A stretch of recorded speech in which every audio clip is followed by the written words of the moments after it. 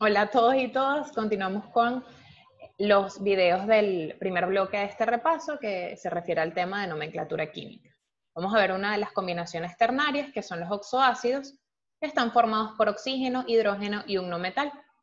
También encontramos oxoácidos a partir de metales de transición. Como en los casos anteriores, tenemos varias formas de obtener este tipo de compuestos. Podemos tener n número de protones que reaccionan con un anión que contenga oxígeno para obtener el oxoácido, o podemos también tener un óxido no metálico más agua para obtener también un oxoácido.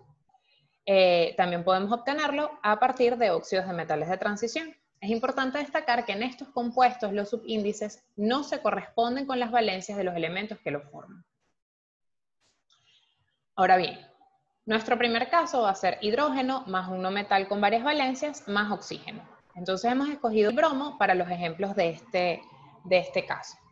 En la nomenclatura tradicional seguimos trabajando con prefijos y sufijos que van a depender de la valencia con la que esté trabajando nuestro compuesto, nuestro elemento, perdón. Entonces, el primero de nuestros ácidos de bromo lo vamos a llamar como ácido hipobromoso, ya que estamos trabajando con la menor de nuestras valencias.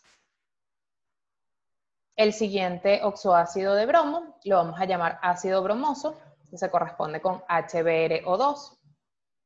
El tercero lo vamos a llamar ácido brómico, que va a ser el HBrO3. Y finalmente vamos a utilizar el prefijo per y el sufijo ico para la mayor de nuestras valencias para nombrarlo ácido perbrómico, que se corresponde con el HBrO4. En la nomenclatura sistemática se nos complican un poco más las cosas si lo comparamos con otros tipos de compuestos. Entonces, para nombrarlos vamos a utilizar un prefijo numérico que va a indicar el número de átomos de oxígeno seguido de oxo, y luego el prefijo numérico que indica el número de átomos de X, que es el no metal con el que estamos trabajando, más la raíz del nombre de X, latina o castellana, según sea el caso, terminada en ato, más la valencia con la que actúa X entre paréntesis en números romanos, finalizado con D hidrógeno. Esto porque nosotros necesitamos nombrar todos los elementos que forman este compuesto. Entonces veamos, el primero de nuestros ácidos de bromo lo vamos a llamar oxo, ya que prescindimos del prefijo mono, brom por la raíz del nombre del elemento con el que estamos trabajando, seguido del sufijo ato, 1 por la valencia, y lo colocamos en números romanos entre paréntesis, finalizado con de hidrógeno. Entonces el segundo, el HBrO2, lo llamaremos dioxobromato 3 de hidrógeno. El HBrO3 o el tercero de nuestros ácidos de bromo lo vamos a llamar trioxobromato 5 de hidrógeno. Y finalmente el HBrO4 lo vamos a llamar tetraoxobromato 7 de hidrógeno. De esta forma logramos que podamos identificar cuáles son los elementos y con qué estados de oxidación están trabajando en cada uno de nuestros compuestos.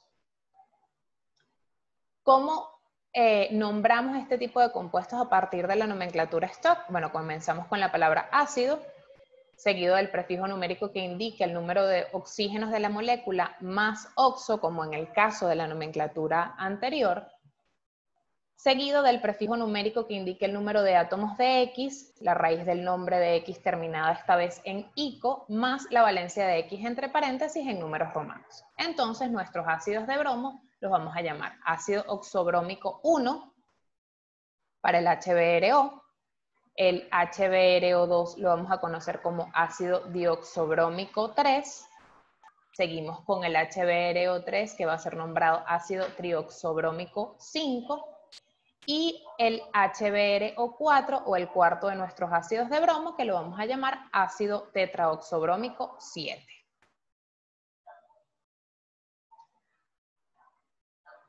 El otro de nuestros casos es que tengamos el hidrógeno con un metal de transición y oxígeno. En este caso podemos ver un óxido de níquel reaccionando con el agua para obtener nuestro oxoácido. Recordemos que en estos compuestos los subíndices no se corresponden con las valencias de los elementos que los forman. Para conocer los estados de oxidación, vamos a hacer los cálculos como vimos en el primero de los videos de nomenclatura. Y bueno, seguimos las mismas reglas que en el caso anterior. Así, el primero de nuestros oxoácidos de níquel lo vamos a llamar como ácido niqueloso según la nomenclatura tradicional, dioxoniquelato 2 de hidrógeno para la nomenclatura sistemática y ácido dioxoniquélico 2 para la nomenclatura stock. El otro de nuestros oxoácidos de níquel lo vamos a llamar según la nomenclatura tradicional ácido niquélico, según la nomenclatura sistemática dioxoniquelato 3 de hidrógeno y según la nomenclatura stock ácido dioxoniquélico 3. Entonces esto es todo por este tipo de compuestos oxoácidos. En el siguiente video vamos a estar trabajando con sales binarias.